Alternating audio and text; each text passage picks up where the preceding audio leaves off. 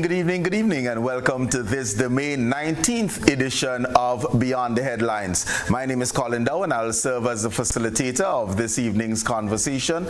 But as we start every week, thank you so very much for allowing us into your living rooms, into your bedrooms, into your bars, your shops, hair salons, wherever you may be, listening to Beyond the Headlines this evening and sharing the next 90 or so minutes with us. So whether you're looking at GBN television, listening on GBN radio, or on any of our social media platforms, welcome to this evening's edition of BTH.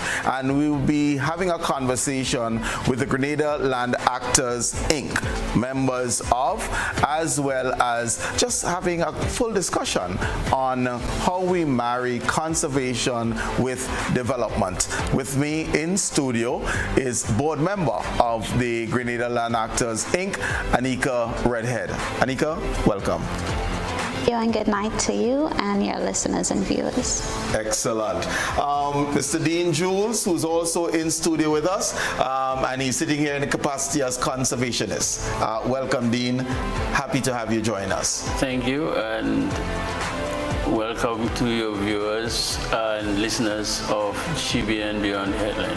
Alrighty, and online, ladies and gentlemen, we have Dr. Emily Dick-Forde, who is the Deputy Principal of the UWI Global Campus. Welcome to you, and thank you so very much for joining us. I'm sorry you weren't able to be with us here in Grenada, but we're happy to have you join us this evening nevertheless. Thank you very much, and really thankful to be invited to such an interesting program. Excellent. Thank you.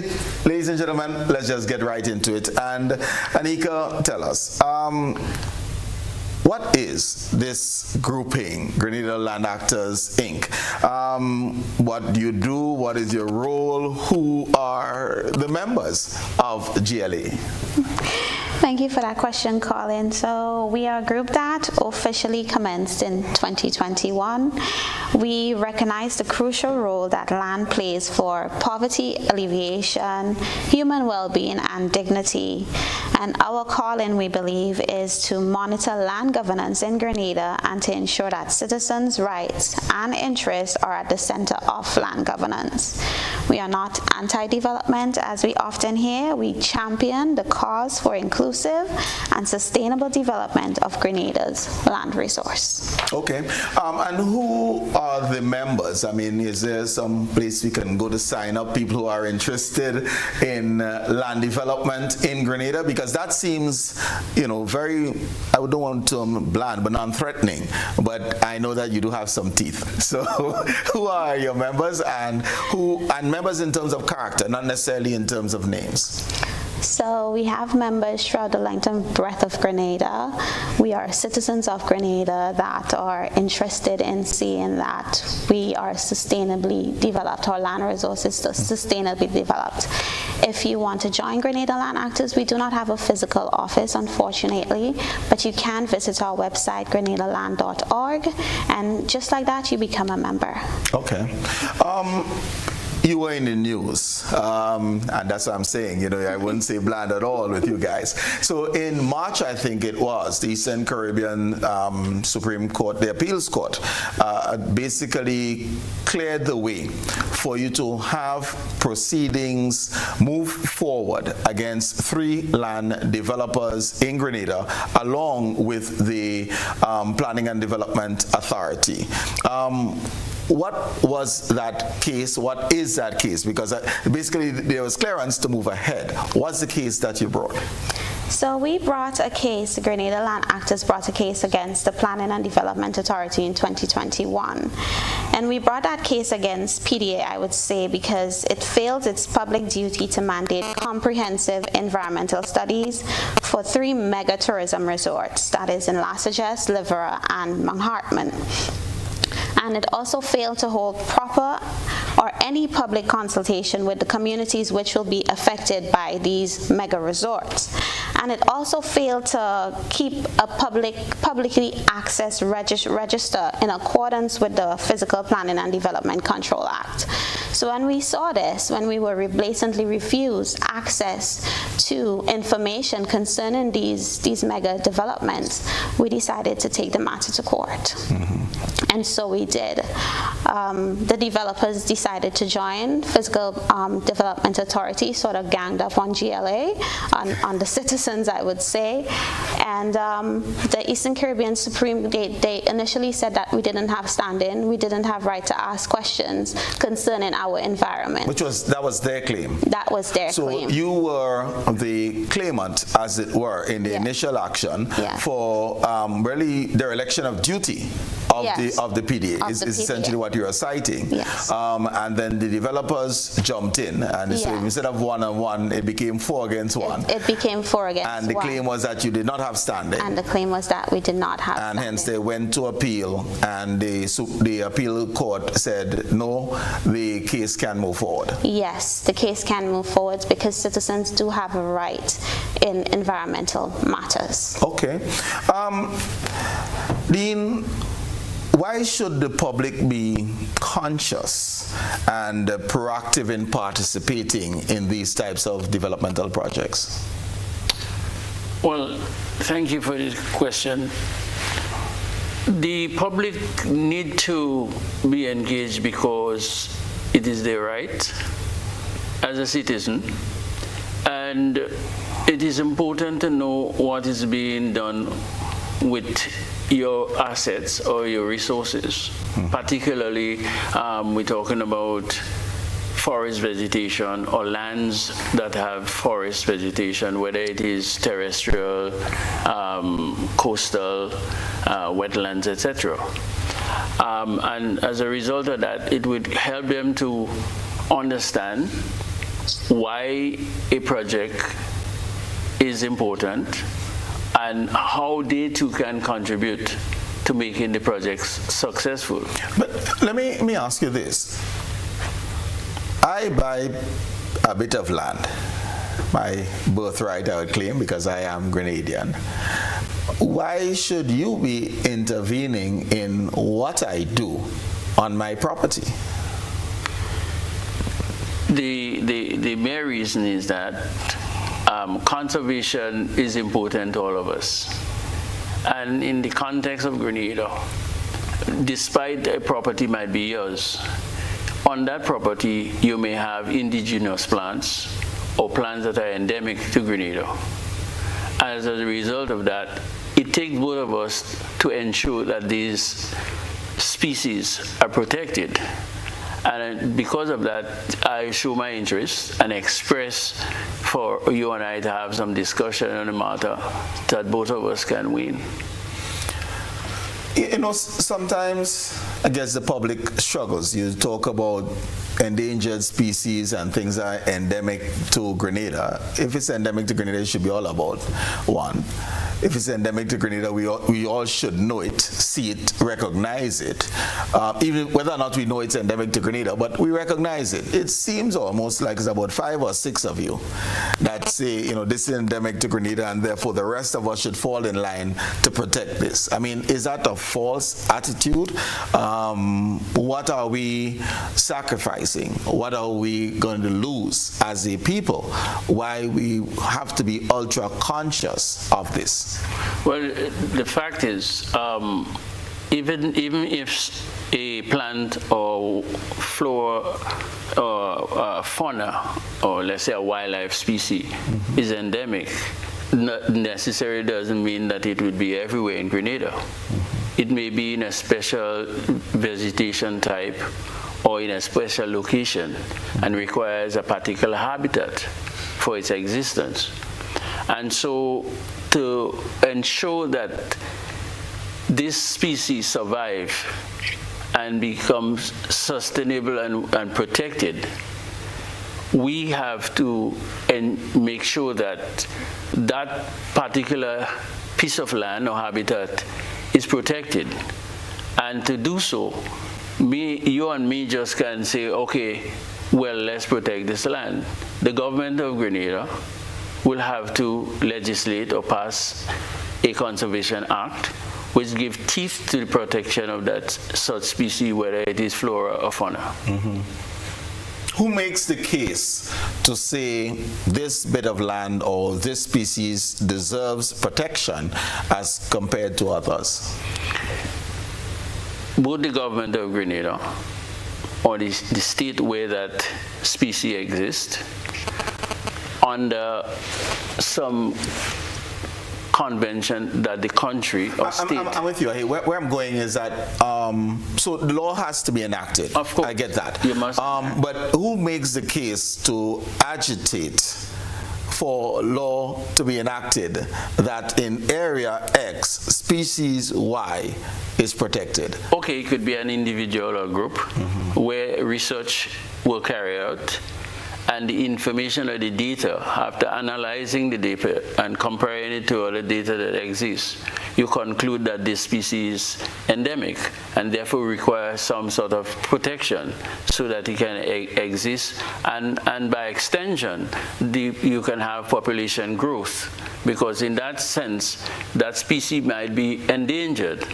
including that it is also as an endemic species. Right. And endemicity means that it is only found either in one place or one region. Right. And in the case of Grenada, I want to use Grenada, like our Grenada dove, it's only found in Grenada. And specific habitat for that species to survive. Okay, I'll get back to the Grenada dove, but I'm interested in terms of the areas and lands that we have heard of. It seems almost always that it's public lands earmarked for development that gets into the news. And endemic species on private property as well, owned by Grenadians? Or have we not been as aggressive in those cases, or are we unaware? What really is the situation there? Yes, there are areas where lands or habitat are privately owned, but what is really needed is a private-public partnership through education, through dialogue, and to find consensus for the protection of these species. Okay. Emily, I've heard that we're not facing climate change, we're in it. Is this true? Of course. Yes, for sure. I mean, when I think about what Grenada went through in terms of Ivan, and then more recently, those are what you call extreme weather events. So we are in it. It's not something that's down the road at all. Yeah. But what evidence is there to support this claim that, we're in climate change? And at the same time, how do you respond to claims from some circles that, weather patterns are cyclic? Right? Yes, we're going through some extreme weather patterns, but we did before. And things will calm down and it will go back to being extreme at some point in the future. How do you respond to that? Nice question. Thank you. When we, if you're a Bible person like me, there is a word that says in the last days, knowledge will increase. And one of the things that we know is that while we started off, when you look at the records that they've been having for over hundreds of years, the information shows that not only are we in a cycle, but we are also in a situation where there's an increase in the heating up of the earth. And now you would have heard about the Intergovernmental Panel on Climate Change, the IPCC, which started their first assessment report in 1990. And we are now at the 6th assessment report, which began being written up in 2021, and they eventually went all the way up to 2023, really giving us more and more details. And what the IPCC started with was to say that we are indeed seeing signs of human activity causing a widespread effect on the world. And so I want to make a link between what the IPCC has been finding over the years. And this is an intergovernmental panel of the best scientists around the world, including from our region, from the Caribbean, UWI, of course, being at the center of it. And I want to link it to what you asked Dean, as well as my colleague there as well. And that is, when they tell you about endemic species and so on, the bigger picture is biodiversity. It is not just that you have a particular species in Grenada that you should protect, but there is a purpose for protecting, because that species is a part of your biodiversity, ensuring that you have the ecosystem needed for a lot of things to continue in Grenada. So when certain species die out, it can affect the livelihood and the continuation of other species, for example, and that can actually change the ability of your island, and sometimes islands connected to you, to continue to provide the kind of food and nutrients that is needed, not just for the life of animals, but for the humans as well. So there is a bigger picture to endemic species.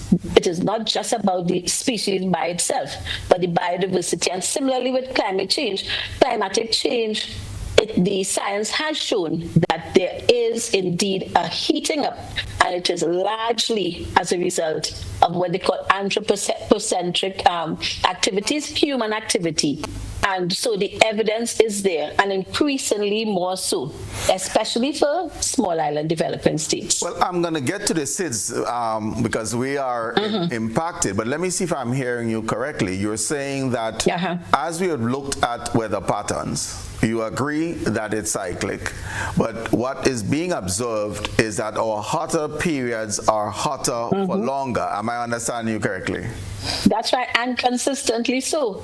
Because what the IPCC has found in particular is that not only are we way hotter than pre-industrial world temperatures, but that this heating is actually causing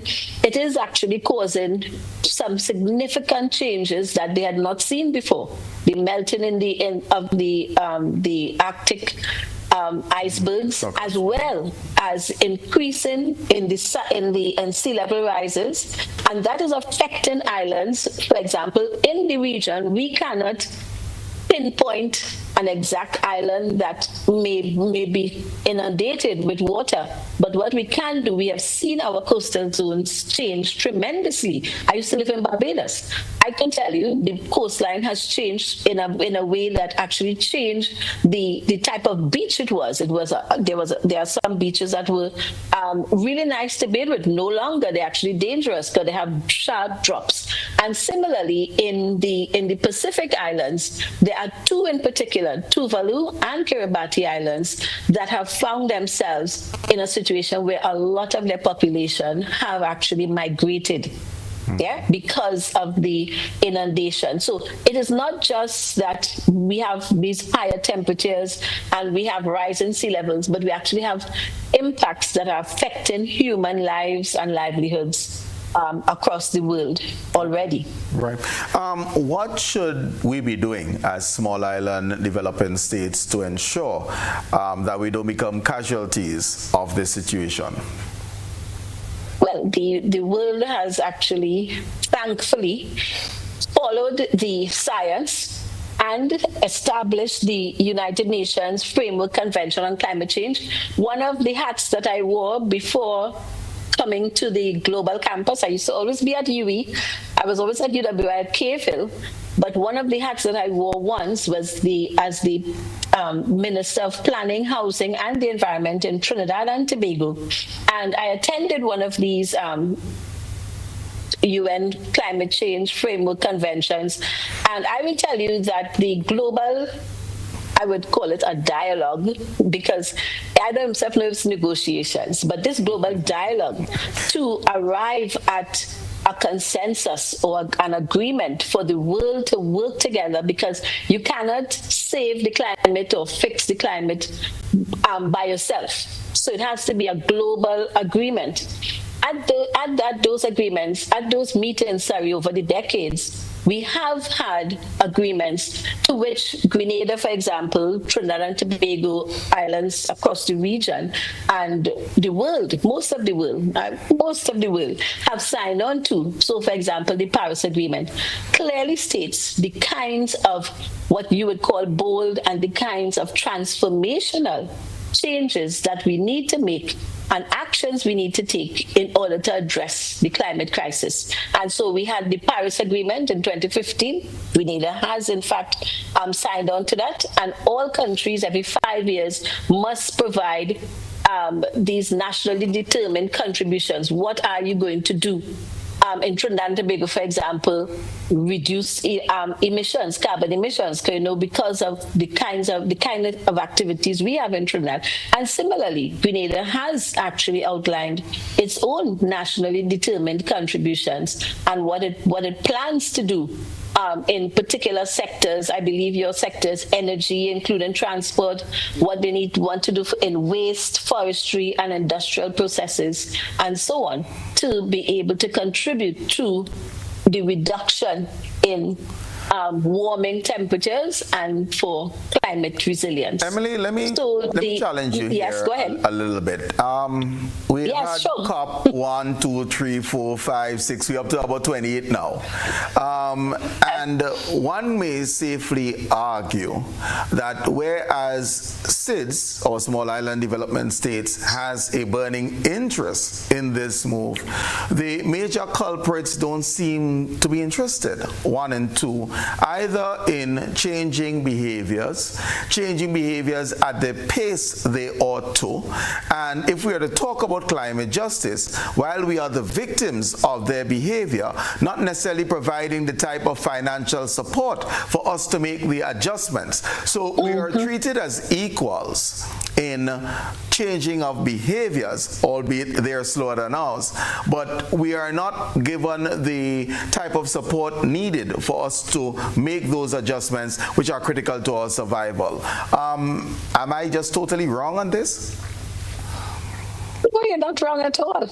For the minute you say climate justice, we know where we're going, because the extensive damage that has been done came from industrialized nations. The thinking, when you think back in the 1890s or even 1870s, when they started with the rail and started building out all these big industries, powering them by coal and so on, the thinking then is that the environment had no back door, so you can just put as much things up in the air, down in the sea and so on, and there would be no damage. And then information with science started to see, in fact, they started to see impacts on humans, on landscapes, on flora and fauna, and there was therefore more studies done.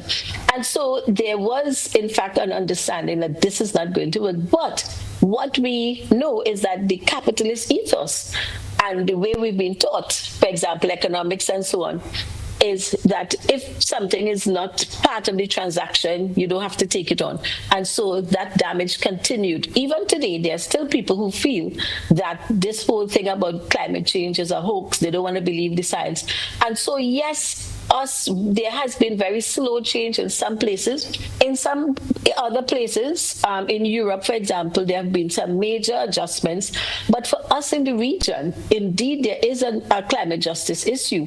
And so what I have found when I look at the international dialogue and so on, is that there has been an effort to put in place a justice approach through the financing. So the same Paris Agreement that says there should be nationally determined contributions also says that developed countries need to provide the funding for developing countries so that we can, in fact, take the actions, especially, I would say, the adaptation actions, which is building resilience to the consequences and the impacts of a warm a warming climate, which can be droughts, can be extreme weather events, meaning like hurricanes and so on, that can damage us.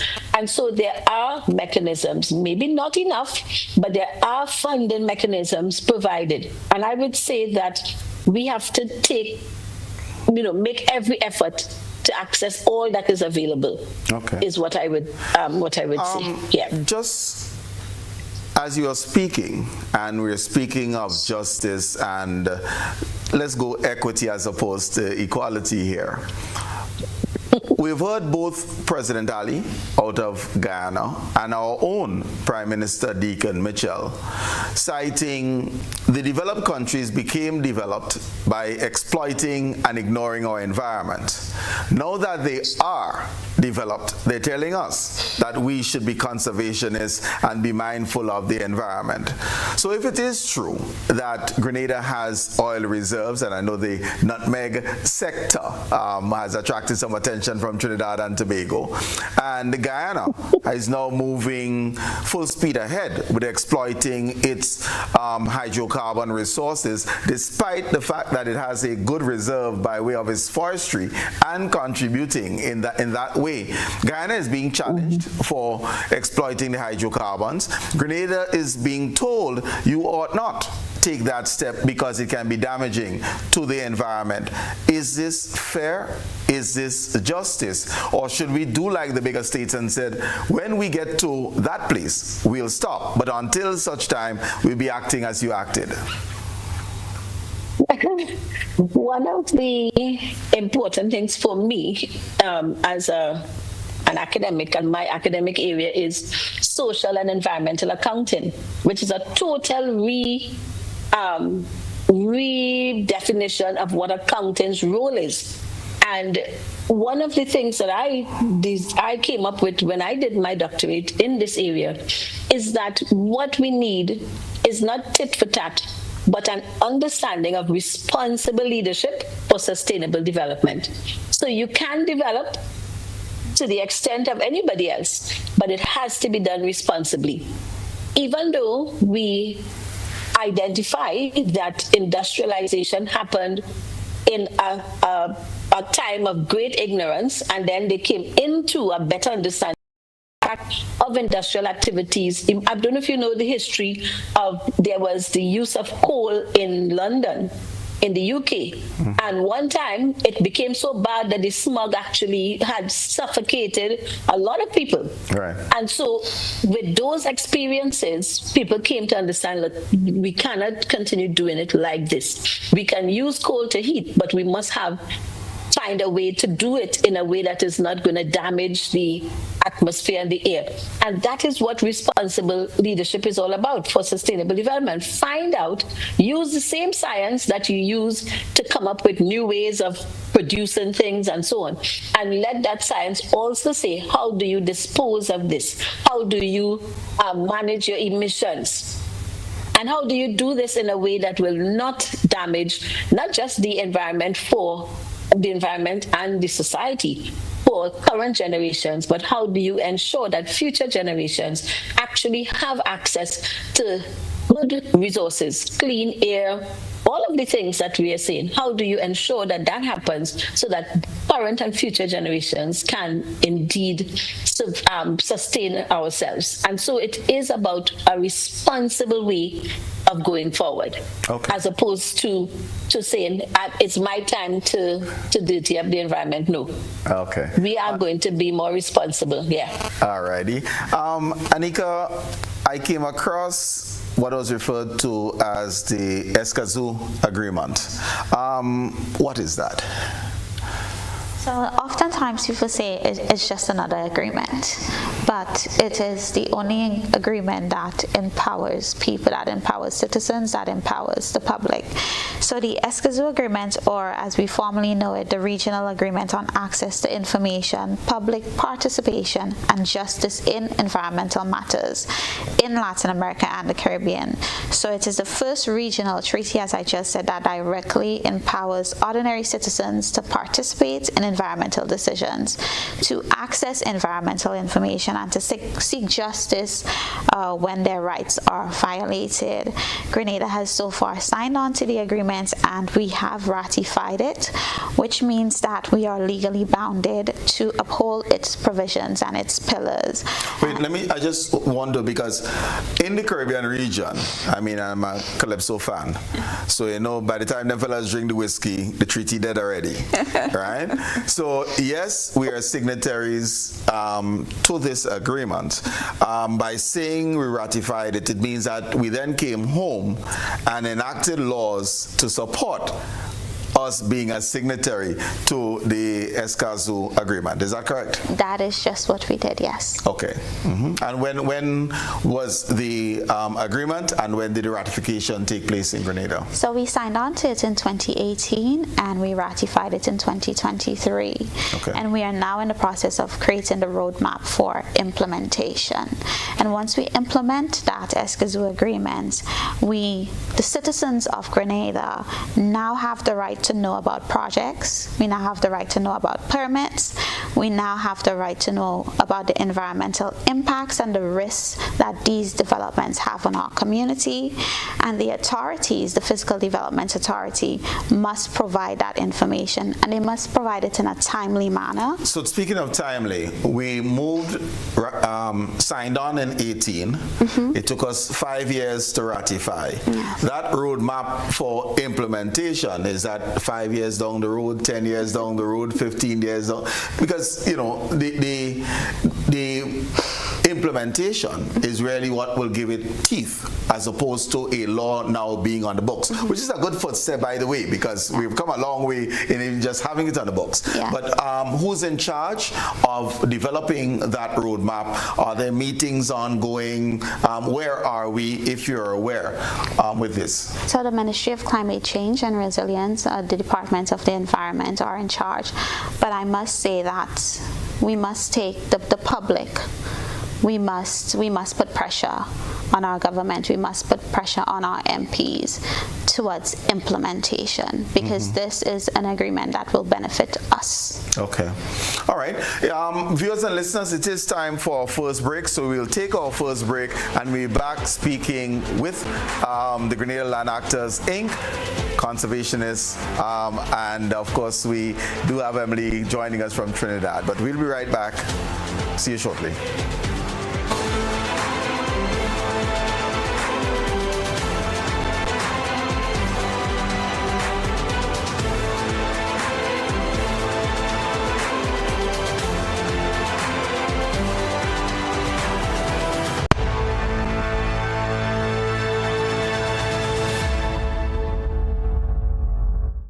Mobility, a common theme woven into the very fabric of human history.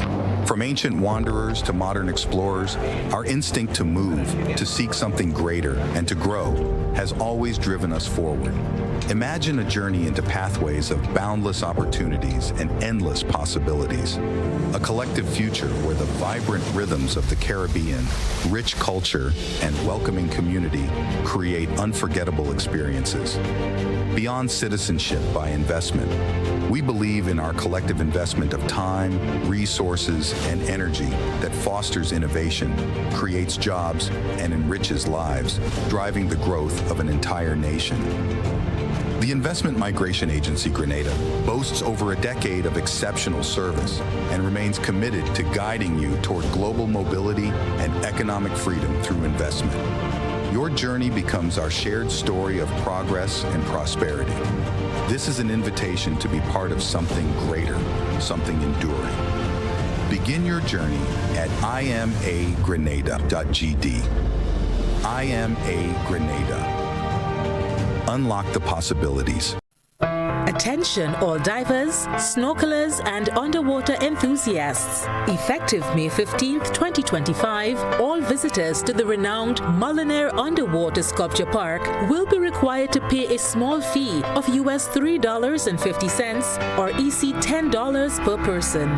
These fees are essential to support the ongoing maintenance and repairs of the sculptures, as well as the development of new features to ensure the park remains a world-class attraction. Payment can be made through the Grenada Tourism Authority's online payment portal, available on the Pure Grenada website, www.puregrenada.com. We thank you for your support in enhancing this extraordinary underwater product. This announcement is brought to you by the Grenada Tourism Authority and the Ministry of Tourism, dedicated to protecting and conserving Grenada's resources for the enjoyment of all. Need to check your bill balance? Use the Grenlec mobile app. Open the Grenlec mobile app and tap the icon labeled Balances at the bottom of the screen. View your bill details, including your current bill balance, the due date by which you must settle your bill, the amount and date of the last payment you made. It's quick, easy, and available 24/7. Convenience at your fingertips.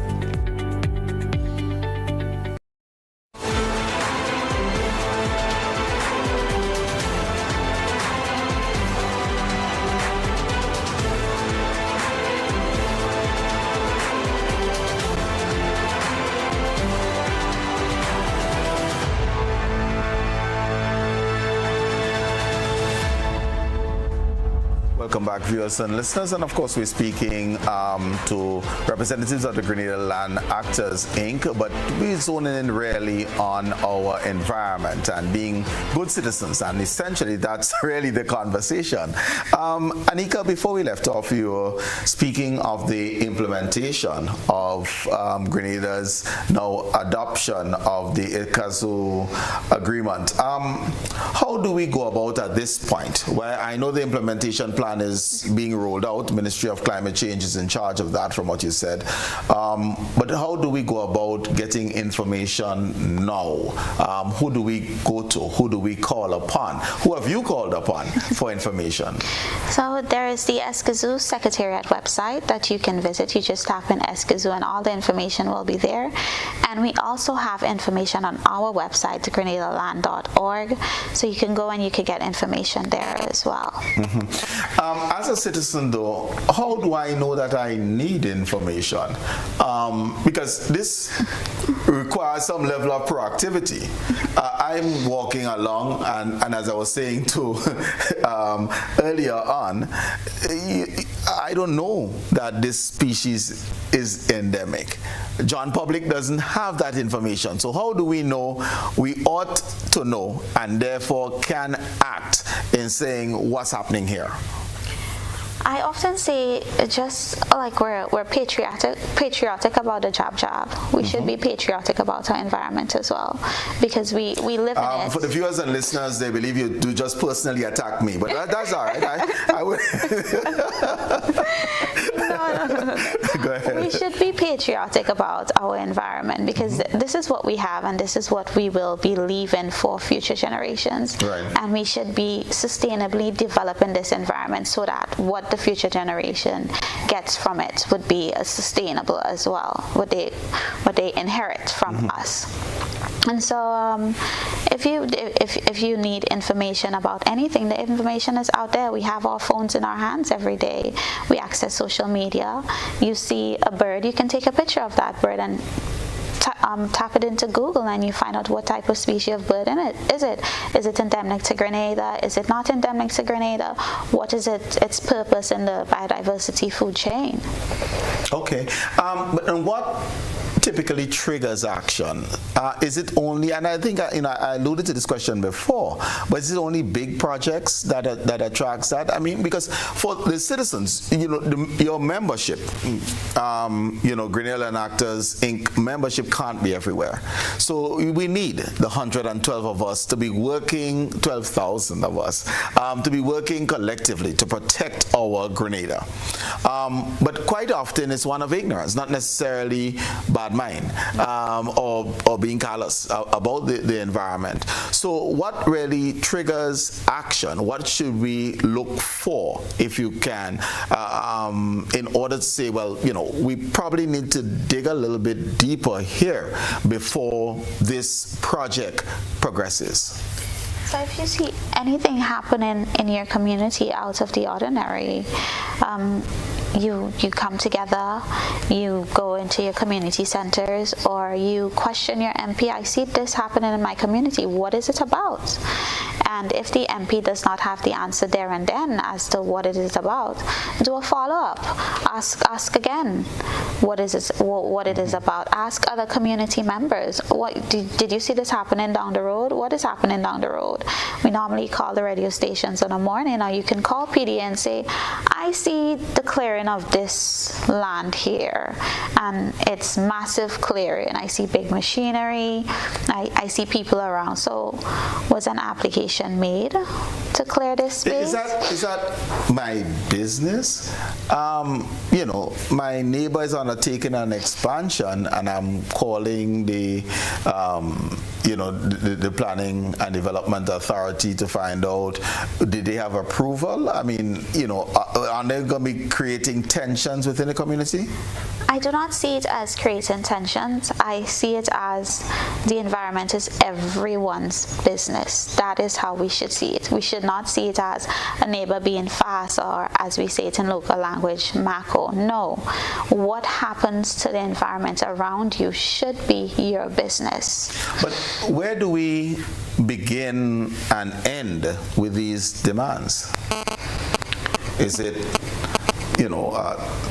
5,000 square feet, half an acre, my neighbor, a foreigner coming in? Where? How? That is a very interesting question. We begin and end whether it is 5,000 square feet or whether it is an acre or not, because someone could use that 5,000 square feet to put a pig pen in your backyard, and that pig pen will affect you. Okay, all right. Emily, how can development occur with these types of restrictions? I mean, and I use a strong term in terms of saying restrictions, but can development occur with these types of restrictions? Are we placing ourselves where the costs will be prohibitive? We will chase away investors. These are some of the things that we as small island nations have to consider when we are trying to have this balancing act between protection of the environment and development of our nation and people. Anika is absolutely correct in that the implications of what is happening around us, whether it's small development or large development, it really is important for us to know what it is and for there to be regulations to ensure that any development that happens, small or large, that it happens, here the word again, responsibly. Because at the end of the day, if I use Trinidad and Tobago as the example, when I served as the Minister of Planning, Housing and the Environment, the kinds of planning laws that we have in place, the Environmental Management Act and so on, and yet you had challenges, major challenges that would tend to result in landslides, loss of life, loss of livelihoods, loss of homes and so on. And so these laws and these rules, and even if they might not be on your books as yet, these ways of developing responsibly actually saves us extremely larger costs later down. So while it might seem costly now to ask a developer, an investor from outside to do whatever they're doing within the law, ensuring environmental, social, and I don't like to only say environmental, social and environmentally responsible activities and actions and development. When we do that, you actually save on costs later down the road, both costs in terms of loss of life, loss of property, etc. And so it really is about order and doing things responsibly for a sustainably developed Grenada. Very, very important. How do we go about getting buy-in? Because I hear you and I agree. There's one thing, we can enact laws. We have Sometimes there's a saying, Grenada is a land of laws and lawless people. And from the standpoint that we have lots and lots of laws, lots and lots of those laws are ignored. In order for us to go about responsible development, we have to get buy-in from the population, and hence us basically singing from the same hymn sheet. How do we go about developing that culture of responsible and sustainable development? Education. Education. And I mean, what Anika and I think it's Dale, what they are doing is really pioneering, because they are providing and actually demonstrating, because that's what heroes do. You demonstrate how you utilize the information that you have for a better Grenada. And so by being at the forefront, putting themselves out there, and maybe getting people saying all sorts of things about them, they are actually educating the public to say, look, this is what should happen. And the more people who get involved, the better. However, we cannot hope that people hear and hope that people understand. Our education system, from nursery to tertiary, must include education for sustainable development, which is a big part of the United Nations Sustainable Development Goals. We must educate for sustainable development. I had to unlearn all of what I learned in accounting when I went to do my PhD on social and environmental accounting. So there is an educational transformation that's also needed to really help from the little children right up to the elderly.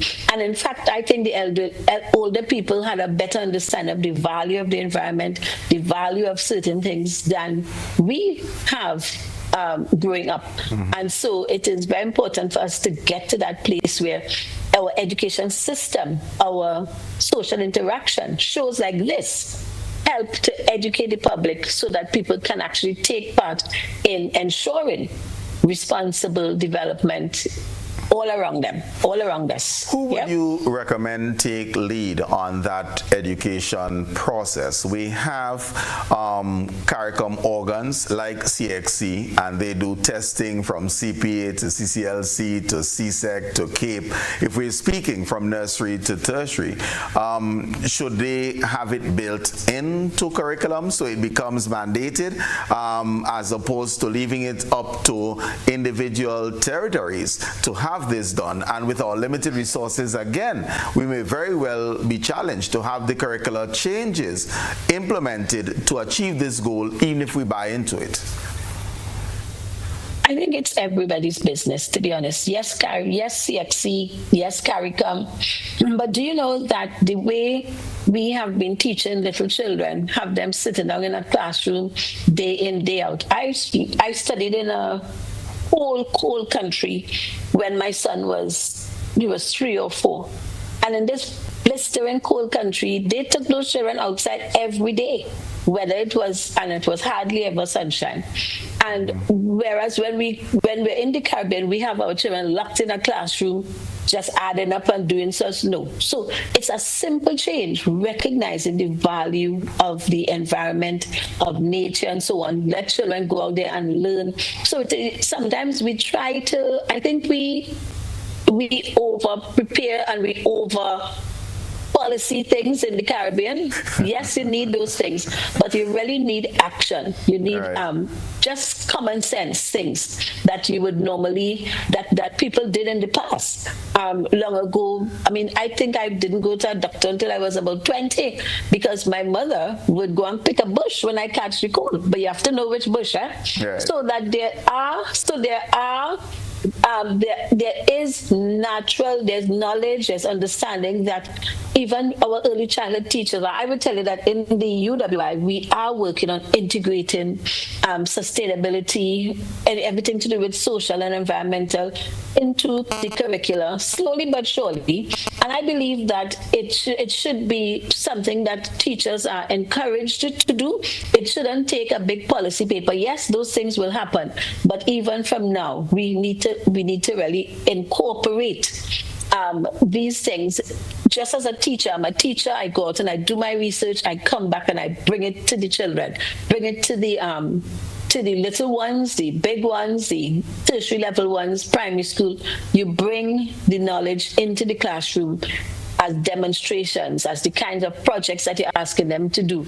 And what we are attempting to have here. I'll stop there. What we are attempting to have here is a cultural shift, because we don't want that you learn it for the exam, but you don't practice it. Yeah. So it's a cultural shift is what we're attempting to have. Yep. Okay. Absolutely. Okay, beautiful. Just before I leave you, Emily, are there grants for these types of initiatives? I'm very worried that when a government, a small government like ours, with limited budget, and they have roads to fix, healthcare systems to take care of, their constituent's child to give a scholarship to go to university, things like the environment goes to the back burner.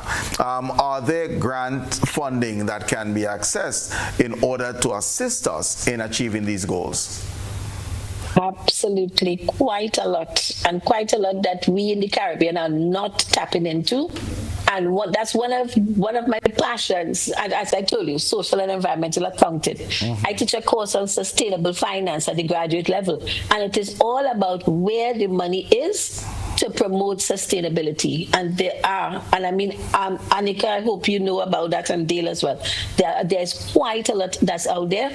We have to access it, and we also, not just the accessing, in the Caribbean, we access quite a lot of funding, grant funding, but do we implement the projects? So we have to learn to implement where we get funding for. So through the Caribbean Development Bank, through the Caribbean Community Climate Change Center, they are actually agents for the Green Climate Fund. So when we had the Paris Agreement set up, and countries are supposed to do nationally determined contributions, along with that came the establishment of the Green Climate Fund that is supposed to have billions of US dollars for on-lending, and not just on-lending as concessionary loans, but grants. So Barbados had a grant of 100 and something million to fix its sewer system, which is a big environmental issue. Mm-hmm. I believe Grenada, I know for sure that Grenada has had the training. I have to check if Grenada was able to access, and probably has access, and there's more funding that is available. And I think that's one of the other areas. As I said, I'm teaching that course, and it's something that we're really encouraging our students, encouraging our private sector to tap into funding for climate resilience building and so on. And so, yes, the funds are there, and we need to go after them, and we need to implement what we got the funds to do. Okay, I hear you loudly and clearly underscoring the implementation aspect of it. Yes. Because that is what will allow us to continue to have access to those funds. That's right. Okay. Yes. Dean, we saw the land actors going after, my choice of words is deliberate, Mount Hartman project, Livera project, Six Senses, all promising to be transformational projects. Two of the three certainly within the rural economy, which likewise is critically important for Grenada. Ordinary citizen may ask, what is the real issue? Why go after these people when they are attempting to bring progress that is in grand dance with tongue people to St. David and to St. Patrick? Well, I think, thanks for the question. It's not just about what is the big issue, but what is in it for all of us, right?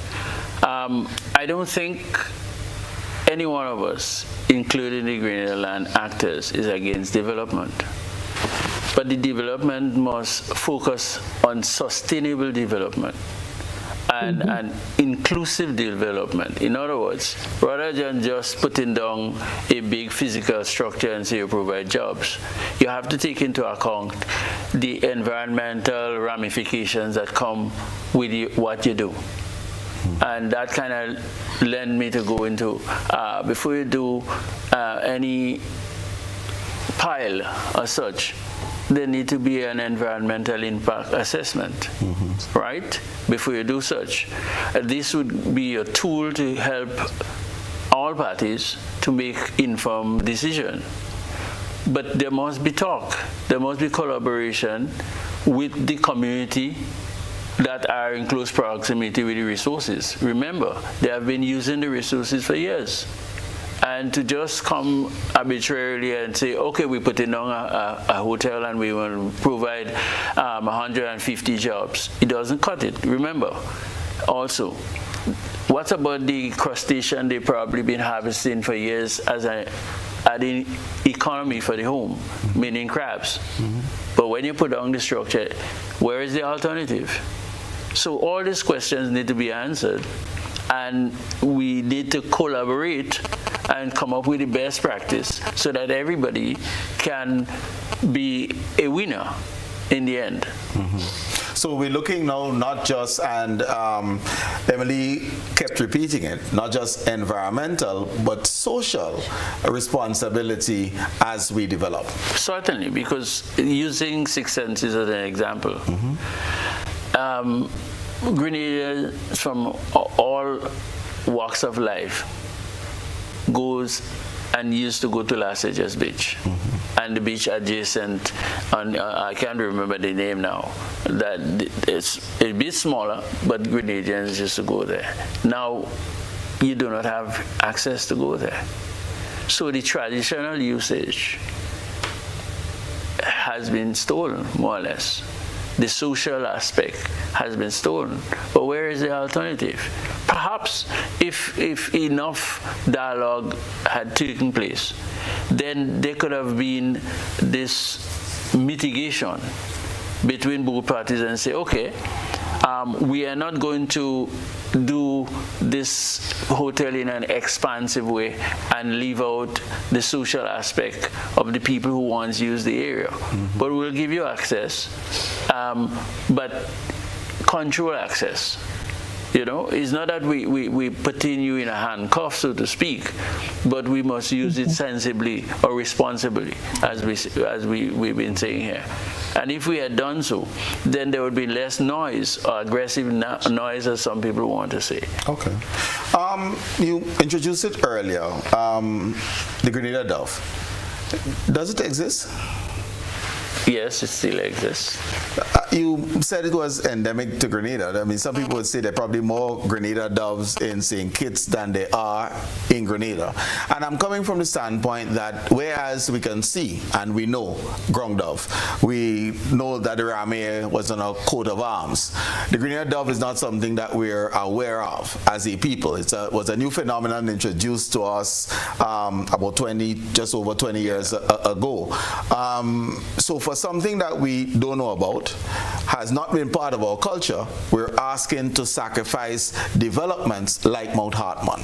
How do you say to the ordinary Grenadian, this is important? Well, it is important for what we call biodiversity conservation, right? Whilst it is kind of new, and anything that is new takes a while to catch on. Some are more grand than others. But the importance here is about that biodiversity. It is something that belongs to us. It has an identity, a Grenadian identity. But it was named Grenada dove. It probably was the ground dove, we could have gravitated to it, or it was the ramie. And I'm deliberately using those examples because we shot them too, growing up. Right? So I'm not saying that we treated them any kinder. Right. But I'm just saying is that there isn't necessarily that national affinity to this. We are aware of it now because of media reports and individuals like yourself. But culturally, we're not bonded to it. And yet still, we hear a lot of noise about something that we're not bonded to. And hence, my question to you is, how do you get the ordinary Grenadian to buy in that we would say to Mount Hartman, pause with your university city, because allegedly there are about 100 birds that we never saw living in that area? Well, I go back to Dr. Dick-Forde observation. For people to understand what they have, you need education, you need outreach. I think we've started, we've done some, but we need to do more. And one place we can do that is at the school level, the tertiary level as well. Let's say kindergarten, the grade 1s, and then the secondary school, etc. But also at the community level, because what we've noticed is that enough engagement of the people within the community where the resources are is insufficient, right? And as a result of that, there is going to be some level of resistance, because if you're unaware of something, then why do I need to show any interest? And that really is it. So, for example, we are in the close season for hunting. So we're not supposed to hunt manikou or tattoo or guanas. I think lobster season is closed, you know, and the like. But we know those things. And we know that if we over-harvest them, we will be impacting our own lives. How do we make that connection with the Grenada dove that we have with manikou and tattoo and guana and lobster, etc.?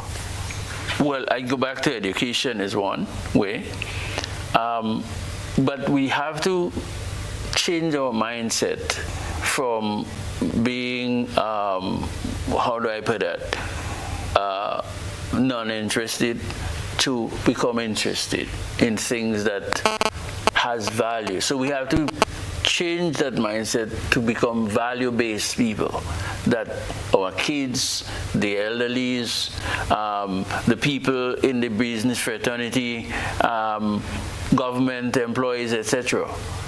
Because when we add value to things, we take more care of it, and we look into it as something that can bring greater returns in the future. But we are also preserving and protecting it for the next generation. So it's not about just us that now exist, but about those to come. But you see where I'm going, because when we say value, I'll confess.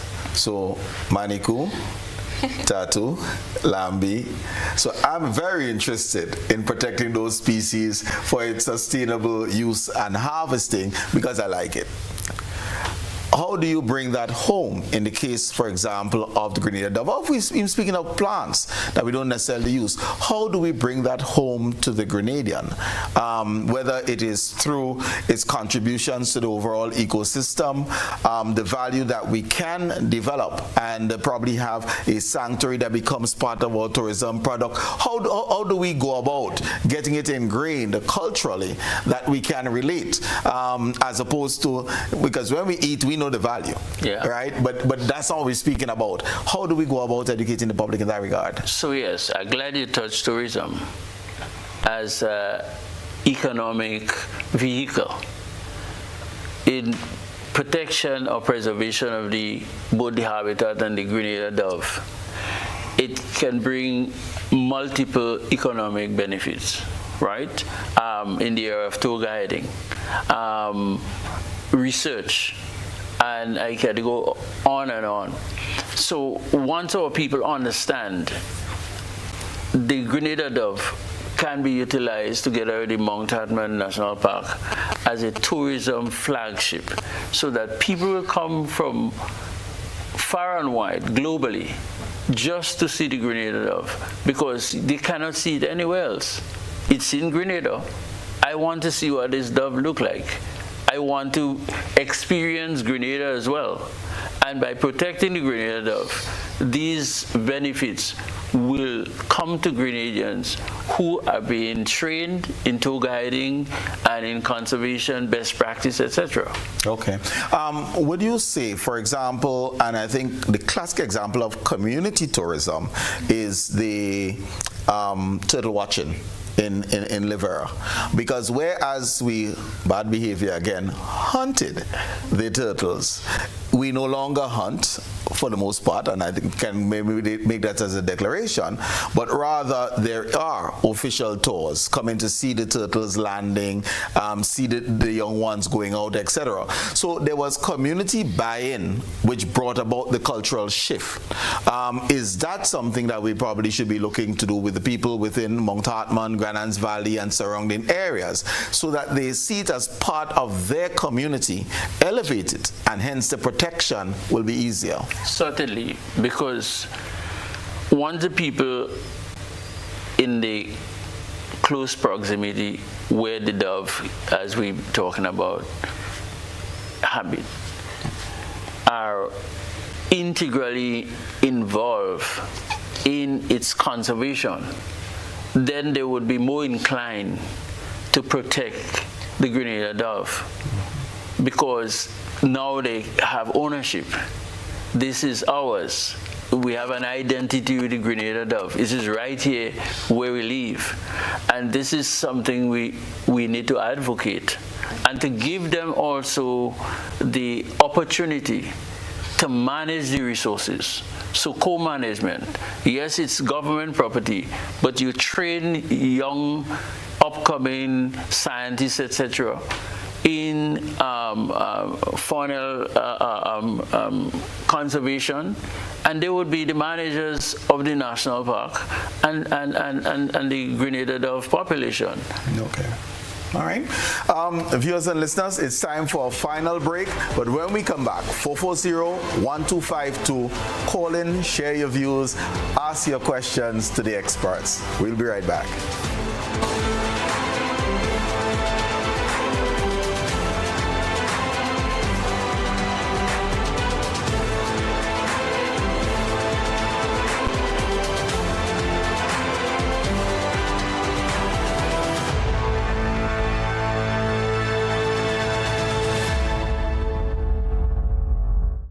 Mobility, a common theme woven into the very fabric of human history.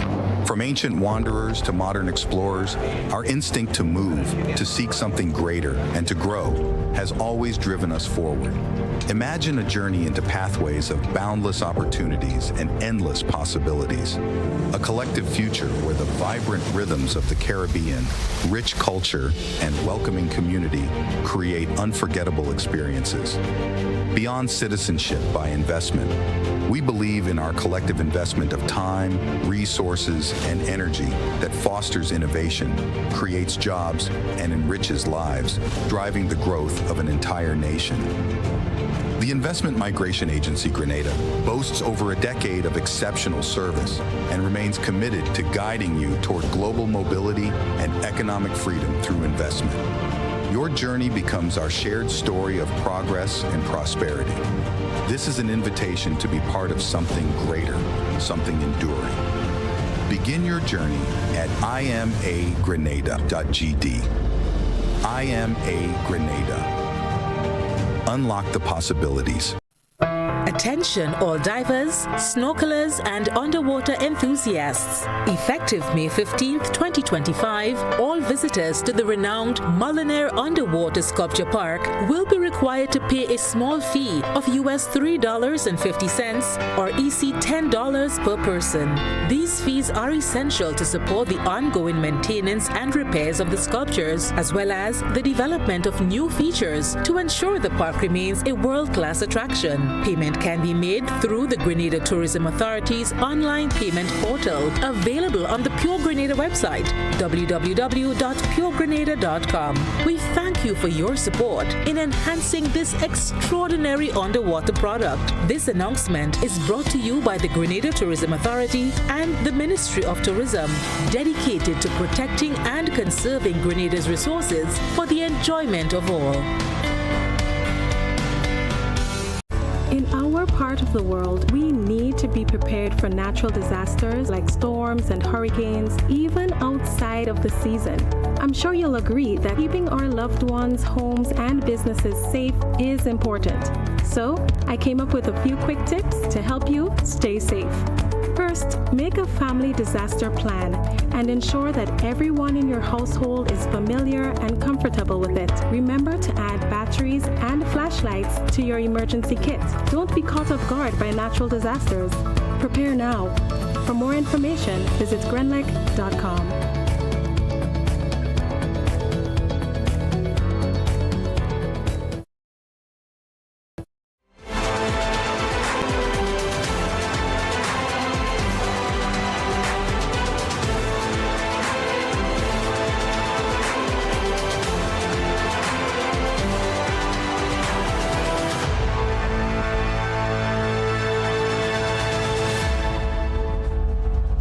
Welcome back, viewers and listeners, and thank you so very much for soldering on with us. Emily, let me come over to you. What does climate smart development mean? I will have to say what it means to me. Right. For me, climate smart development is developing with a recognition and understanding that there is indeed a change in climate that brings consequences. And so wherever you are, I believe in context. Wherever you are, you have to make some adjustments, significant adjustments, to ensure that you are safe and that if something happens, because as you know, when things happen, we don't know what the outcomes are. But you have to make arrangements so that when something happens, an extreme weather event, for example, that you're actually able to recover. You're actually able to survive, and then you're able to recover. So in developing not just communities and your own family, your home, and so on, but in developing in terms of industrial development and so on, there must be an inclusion in that development plan. And you must have a plan. What the Bible says, count the cost. Don't just go and do things. You have to count the cost. There must be a plan, and in that plan must be an understanding, and that's what Anika and Dale have been saying. There must be an understanding of what are the impacts if I do this, if I do it this way instead of that way. Yeah? And so the smart part is really where you use science to inform how you go about doing your development. And to me, that's like the simplest way I could think about it. I mean, and I'm going to push you a little bit here. How does climate smart development impact Citizen Rolo from Digo Peace? How is he impacted? What should she be doing, that ordinary citizen, to ensure that they're compliant, sustainable? So I'm going to put on a little extension to my house. I'm living on a hill. I've been to Grenada often enough to know that you have hillside development. And it's a big problem in Trinidad and Tobago. I'm going to put on an extension on this thing. Let me go and find out what are the rules and what should I do. Get somebody who knows what I should be doing and how to do it properly, so that 40 years down the road, my grandchildren can still use this place, rather than build in a way that 3-4 years from now, a lot of rainfall. Sometimes it don't even have to be a hurricane. A lot of rainfall, and I come and I lose all of my money that I invested in building this thing, as well as the funds that I put in for the things I have inside. So people need to understand the consequences of not doing things smart.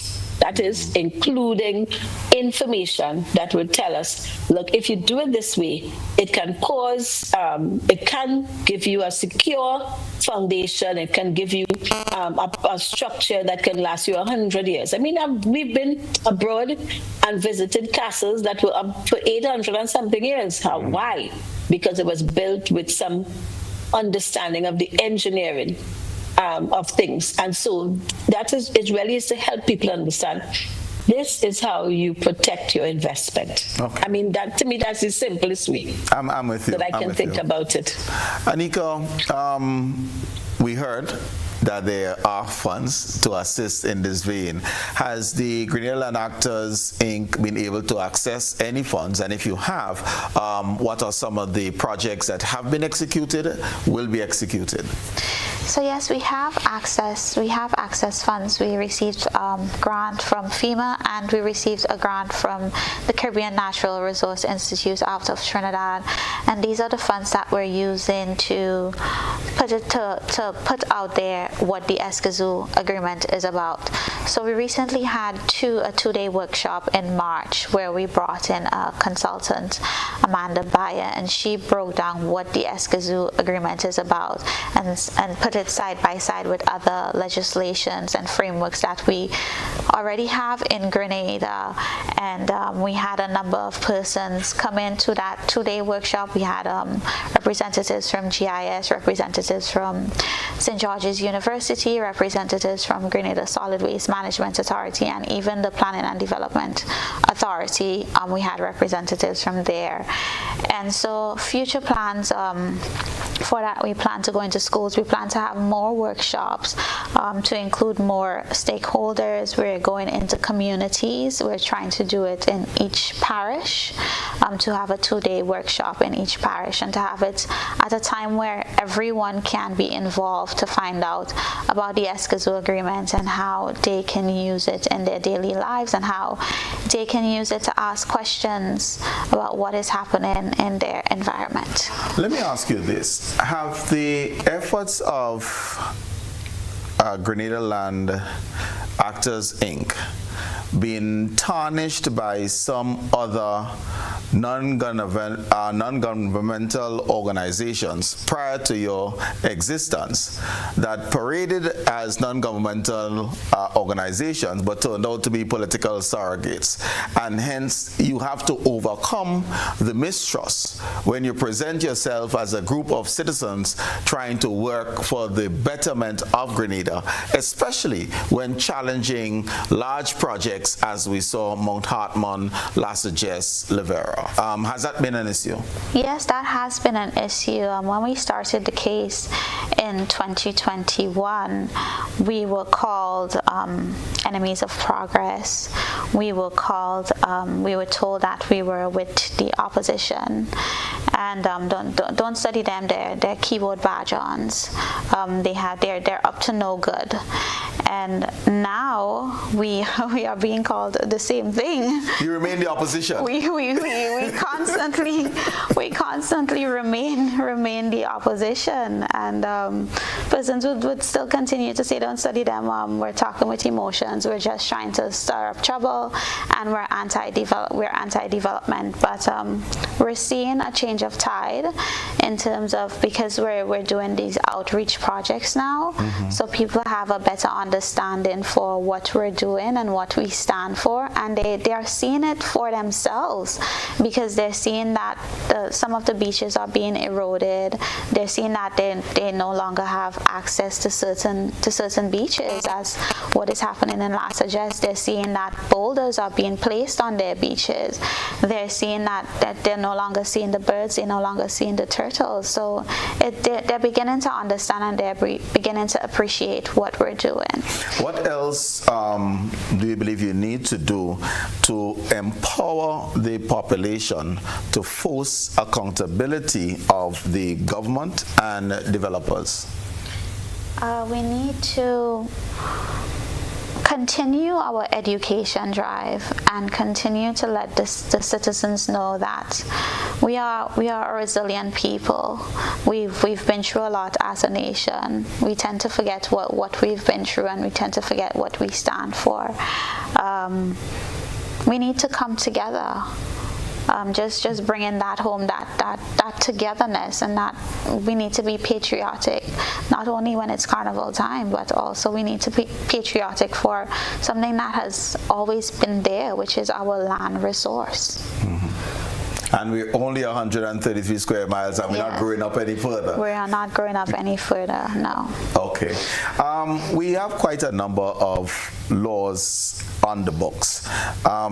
Because as you said, in terms of the consultancy, there was harmonization that was able to be shown between what's already on the books and this agreement. Why have we been so reluctant as a nation to enforce those laws, and how can we advocate for a change?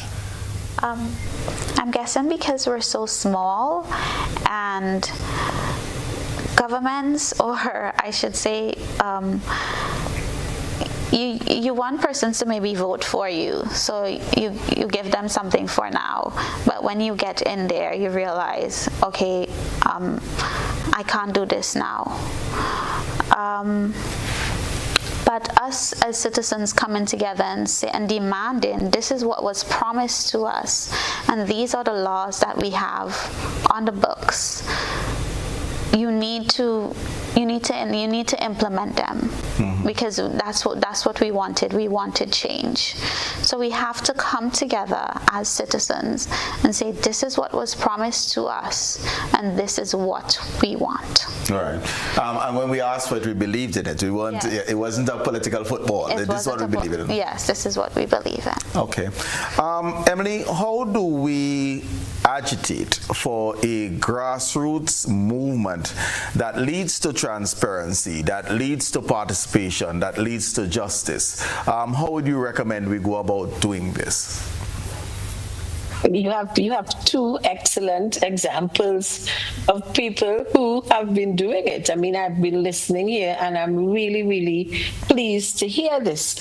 I am of the, as an academic, you philosophize and stuff, and I love the American philosophers who focused on ordinary people being the heroes in their societies, really seeing a need and going after it. And so it really is, what Anika has shared, how they're going parish by parish to educate people.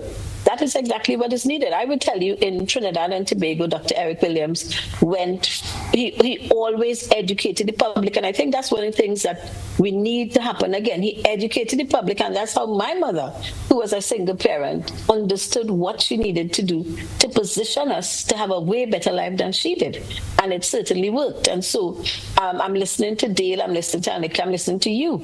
And it really is, do more of this, do that public education, go, as they say, parish to parish, and really help people to understand how they can make a difference, even in their own small community. Excellent. Dean, in recent times, we've been hearing about the Reno project in Woodford. Are there any associated risks that you are aware of?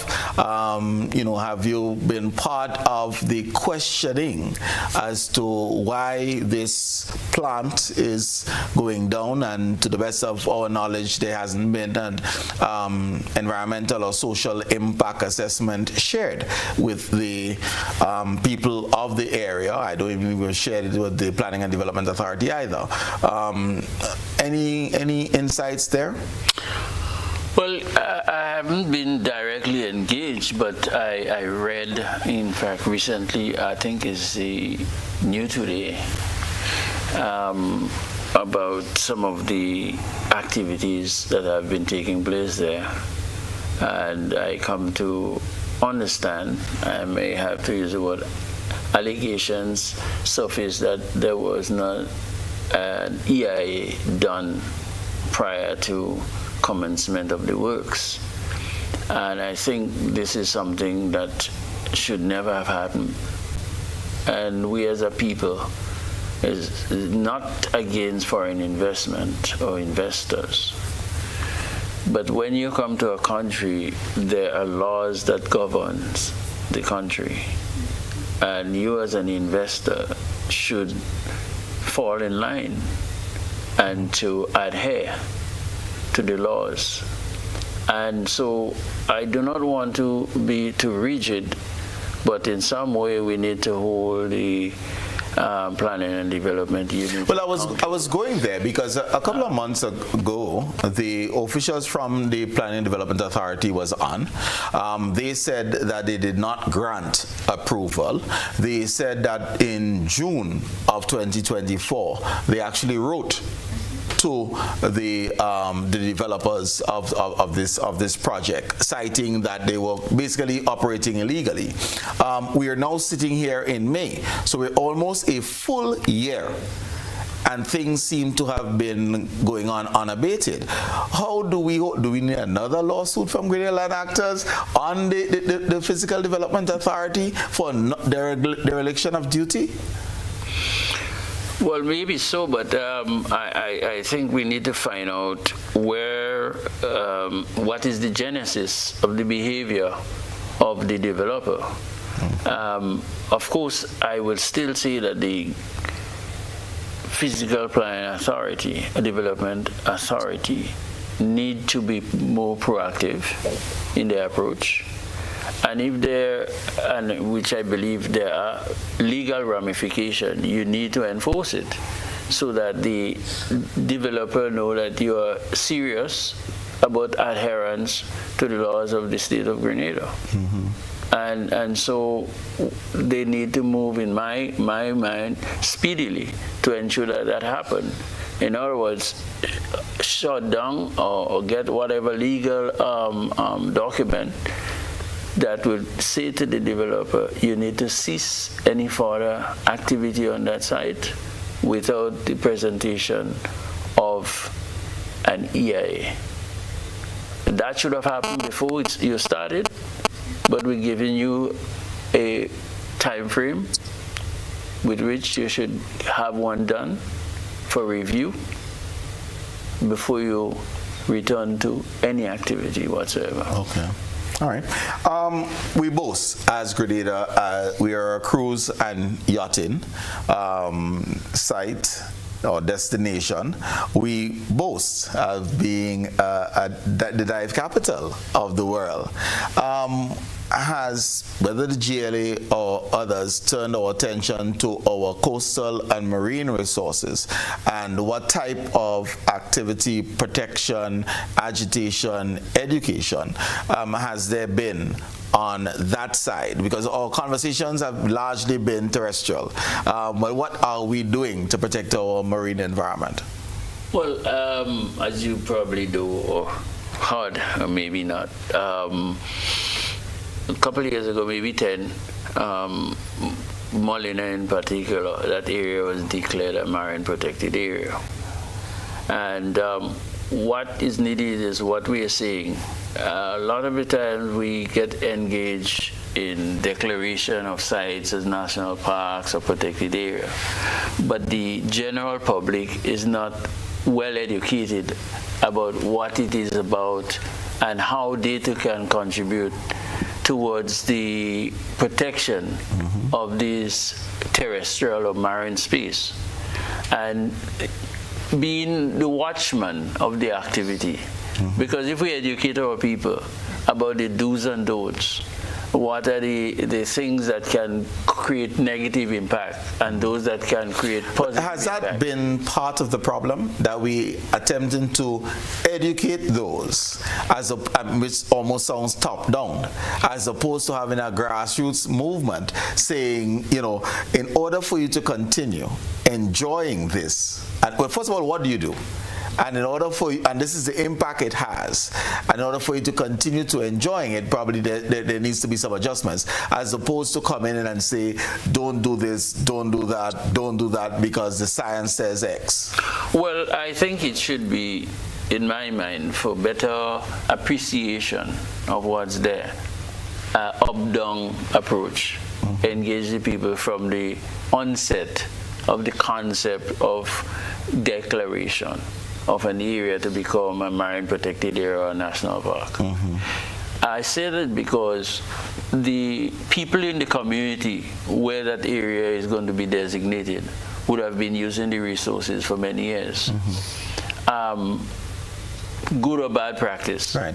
But that is a traditional practice they have had, and no re-education, I should say, should start from the onset with their engagement. I use that in the politics, you have all kind of town hall meetings. Well, let's have some town hall meeting with the residents in the area where you're going to declare as a marine protected area or a national park, and to get them to buy in and to understand you are part and parcel of the protection of these areas for your own benefit and also for the benefit of the next generation. Right. And once we've done so, I believe people would be more conscious of the role they should play in ensuring that these areas are protected for sustainable use. Okay, all right. I appreciate that. Time is almost expired upon us. So, Emily, I will just start with you for some closing comments to our viewers and listeners as to how we should move forward as good citizens of our region. I really want to thank you all for inviting me, and especially to hear Anika and Dean. I have an example for you of something that really captures all of what we've said today. In Trinidad and Tobago, we have the River Swamp. And the swamp was being deforested by persons who went in the swamp to plant rice. And Professor John Agard, who is one of those persons who got a Nobel Prize for working with the Intergovernmental Panel on Climate Change in the early days, Professor Agard came up with a project to do a comprehensive reforestation of the area. But it wasn't about just throwing the rice farmers off. Look, the first thing they did, first of all, they got funding from the World Bank to do this. They re-established the rice farmers in an area away from the swamp, but that gave them all the irrigation they needed. They engaged the community, I think it's Plumbitan community, engaged community, trained them to understand how to identify the species. Well, they were working with the forestry division, identify the species of trees that needed to be replanted. They restored the mangrove, and that is actually carbon sequestration, really trapping. It can trap carbon. So they're doing a greenhouse gas thing. And the bottom line is livelihoods were restored in terms of the rice farmers, but in a sustainable way. New jobs created for residents, for people in the area who weren't employed or working on other things that were not as meaningful, trained to maintain the forest area and the mangrove, and funds came in to do all of that. And so it really is, I believe that the team that you have here from Land Actors, Grenada Land Actors, they are doing a great job and they need to continue. And I want to encourage people to really work with them to build out what they are doing, because it always is from within. You really shouldn't be looking for heroes coming from outside. Your heroes are right there in Grenada, always have been. That's one thing I love about Grenada. Your heroes are right there in Grenada. So that's my closing statement. Excellent, I appreciate that. Dean, closing comments?